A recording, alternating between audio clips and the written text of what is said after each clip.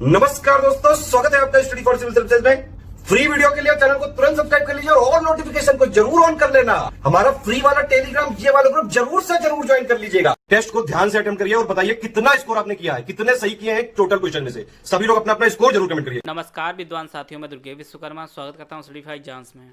दोस्तों, यह उत्तर प्रदेश विधानसभा के जीएस सीरीज का यह 10वां वीडियो है। वीडियो शुरू करने से पहले मैं आपको बताना चाहता हूं, हमारे कई पेड ग्रुप चलते हैं। अगर आप इनको लेना चाहते हैं तो इन 2 नंबर पर कॉल कर जानकारी प्राप्त कर सकते हैं। तो दोस्तों, देखते हैं आज का पहला प्रश्न हम लोग। आगरा के निर्माणाधीन मुगल म्यूजियम का नाम निम्न में से किसके नाम पर उत्तर प्रदेश सरकार ने रखने की घोषणा की है? श्री राम के, महात्मा गांधी के, अटल बिहारी वाजपेयी के या छत्रपति शिवाजी महाराज के? तो इसका जो सही आंसर है वो ऑप्शन डी, छत्रपति शिवाजी के महाराज के नाम पे जो है आगरा के निर्माणाधीन मुगल म्यूजियम का नाम रखा जाएगा। इसका जो ऑप्शन डी है वह सही है। आइए देखते हैं अगला प्रश्न हम लोग। हाल ही में ASCI के नए अध्यक्ष बने हैं सुभाष कामत, परेश रावल, अनुपम खेर या मुकेश खन्ना? तो इसका जो सही आंसर है वो ऑप्शन ए, सुभाष कामत।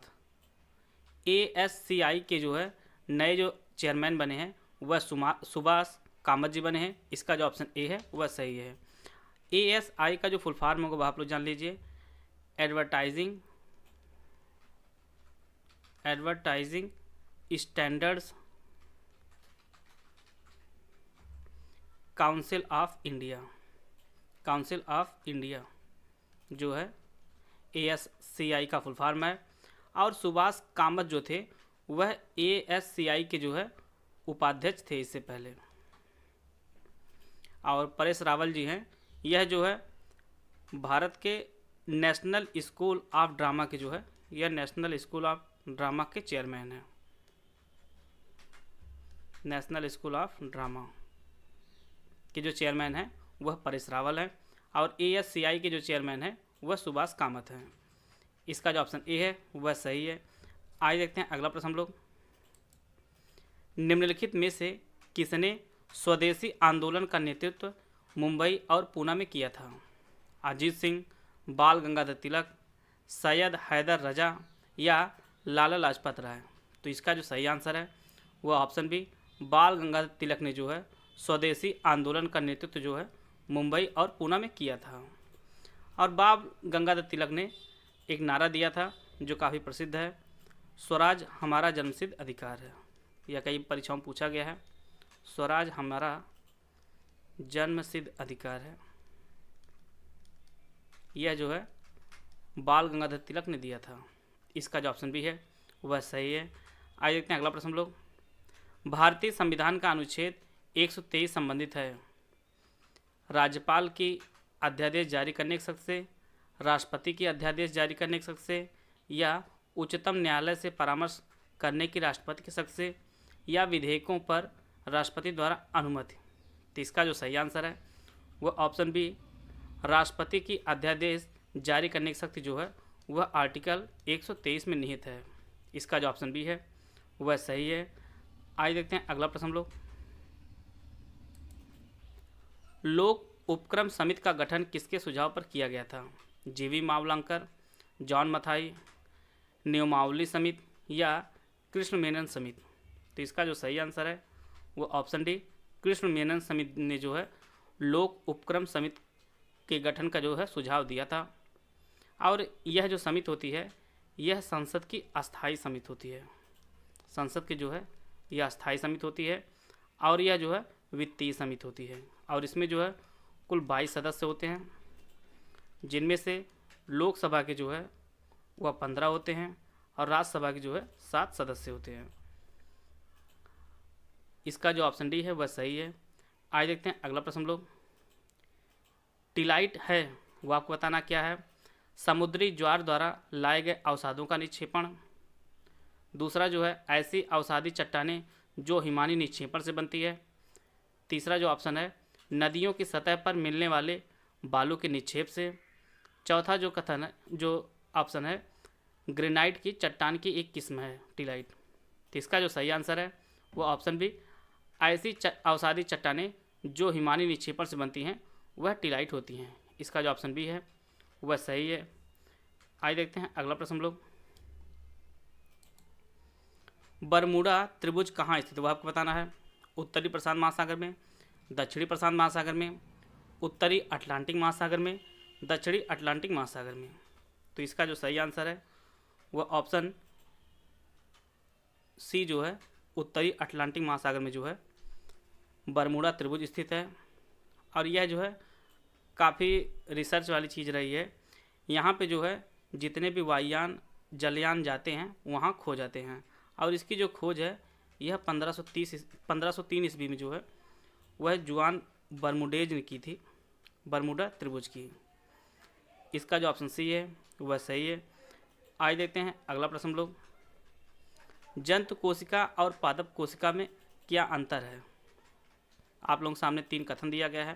पहला जो कथन है जंतु कोशिका में पर्णहरित नहीं पाया जाता है। दूसरा जो कथन है पादप कोशिका में रिक्तिका नहीं पाई जाती है जबकि जंतु कोशिका में पाई जाती है। तीसरा जो कथन है पादप कोशिका में कोशिका भित्ति नहीं पाई जाती है जबकि जंतु कोशिका में पाई जाती है। इसमें से कौन सा कथन सही है उसके लिए 4 ऑप्शन दिया गया है। पहला कथन सही है, दूसरा तीसरा सही है, पहला तीसरा सही है या उपयुक्त सभी सही है। तो इसका जो सही आंसर है वह ऑप्शन ए, इसका जो पहला कथन है वह सिर्फ सही है कि जंतु कोशिका में जो है पर्णहरित नहीं पाया जाता है। पर्णहरित मतलब क्लोरोफिल, क्लोरोफिल पौधों में पाया जाता है। दूसरा जो कथन है पादप कोशिका में रिक्तिका नहीं पाई जाती है, यह जो है पादप कोशिका में रिक्तिका पाई जाती है जिससे जो है वातपोत्सर्जन होता है। और जंतु कोशिका में नहीं पाई जाती है रिक्तिका। और तीसरा जो कथन है पादप कोशिका में कोशिका भित्ति पाई जाती है और जंतु कोशिका में जो है कोशिका भित्ति नहीं पाई जाती है। तो इस प्रकार जो है इसका जो पहला कथन वह सही है। आइए देखते हैं अगला प्रश्न हम लोग। निम्नलिखित में से कैल्शियम युक्त पदार्थ है या है। Nitrolim, hydrolith, plaster of Paris, Invar. तो इसका जो सही आंसर है वह ऑप्शन सी तीनों। Nitrolim, hydrolith, plaster of Paris में जो है कैल्शियम पाया जाता है। इनवार जो है इसमें नहीं पाया जाता है। इनवार जो होता है वह इस्पात की एक मिश्र धातु होता है जिसमें जो है 36% जो है निकिल होता है। और यह जो है इसमें जो है प्रसार का गुण नहीं पाया जाता है इनवार में। और नाइट्रोलिम जो है यह कैल्शियम साइनामाइड कहा जाता है। हाइड्रोलिथ जो है वह कैल्शियम हाइड्रोक्साइड कहा जाता है। प्लास्टर ऑफ पेरिस जो होता है वह अर्ध जलायोजित जो है कैल्शियम सल्फेट कहा जाता है प्लास्टर ऑफ पेरिस। तो इसका जो ऑप्शन सी है वह सही है। आइए देखते हैं अगला प्रश्न हम लोग। TOI 700D क्या है। यह एक सुपर कंप्यूटर है या रोबोट है या गोल्डीलॉक जोन में स्थित एक ग्रह है या क्षुद्र ग्रह है। तो इसका जो सही आंसर है वो ऑप्शन सी गोल्डीलॉक जोन में स्थित यह एक ग्रह है। और इसकी जो खोज है वह नासा के वैज्ञानिकों ने की है। वह जो है नासा के वैज्ञानिकों ने जो है इसकी खोज की है। इसका जो ऑप्शन सी है वह सही है। आइए देखते हैं अगला प्रश्न हम लोग। निम्नलिखित में से किसका शुद्धिकरण ऊर्ध्वपातन द्वारा किया जाता है। नेप्थलीन, एंथ्रासीन, कपूर, बेंजोइक अम्ल। इनमें से कौन सा कथन सही है वह आपको बताना है। इसके लिए 4 ऑप्शन दिया गया है। पहला, दूसरा, तीसरा, या दूसरा, तीसरा, चौथा या उपरोक्त सभी।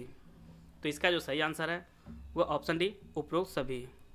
नेप्थलीन, एंथ्रासीन, कपूर और बेंजोइक अम्ल का जो है शुद्धिकरण वह ऊर्ध्वपातन द्वारा किया जाता है।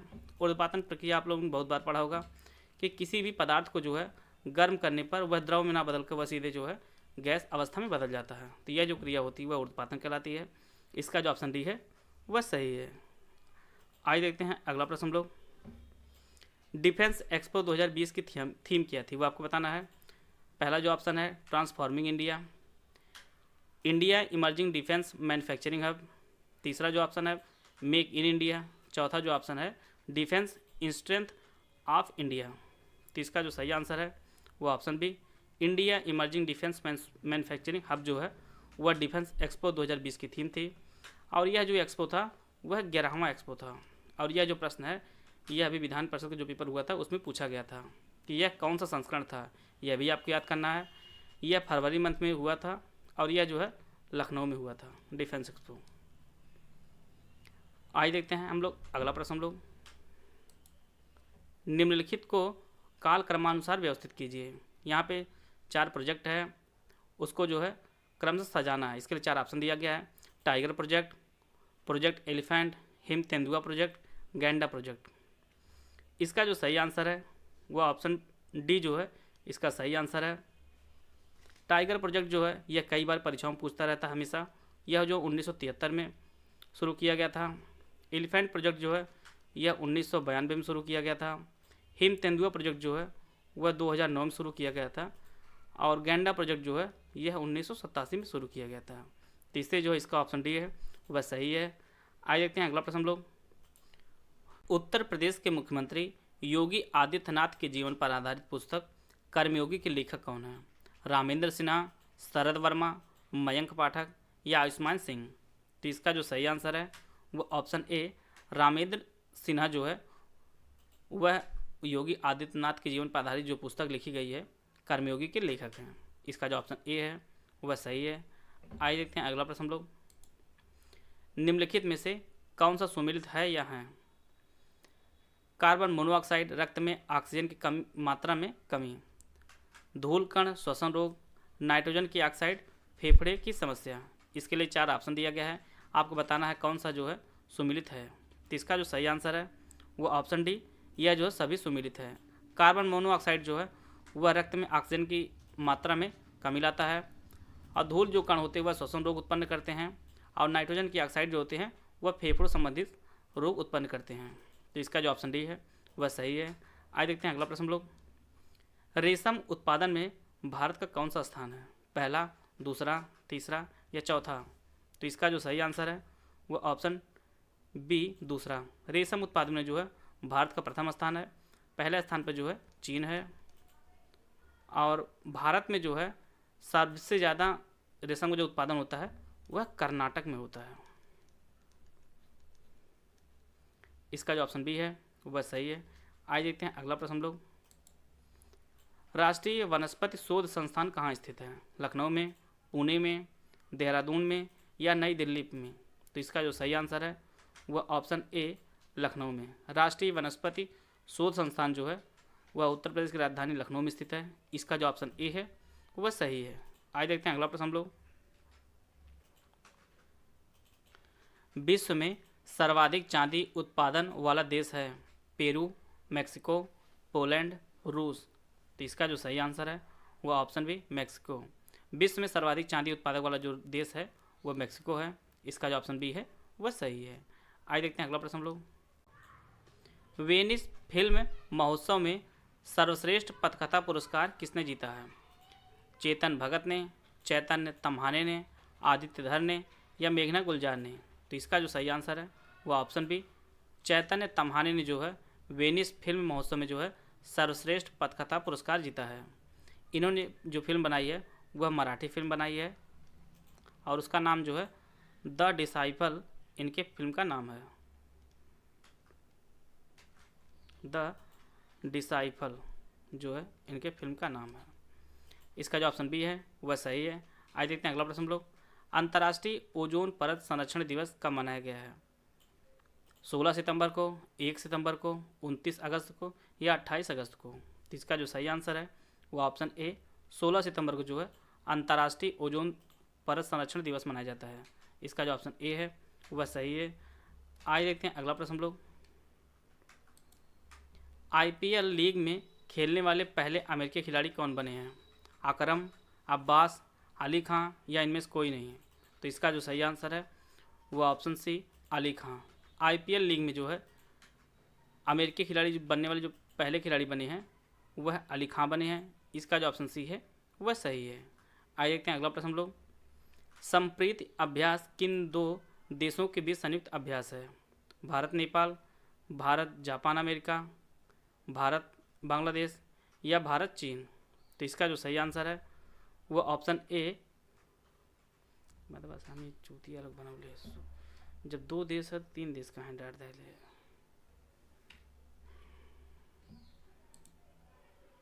पता लगा था।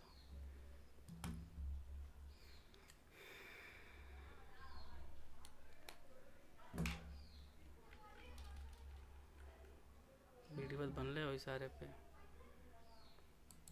संप्रीति अभ्यास किन दो देशों के बीच संयुक्त अभ्यास है?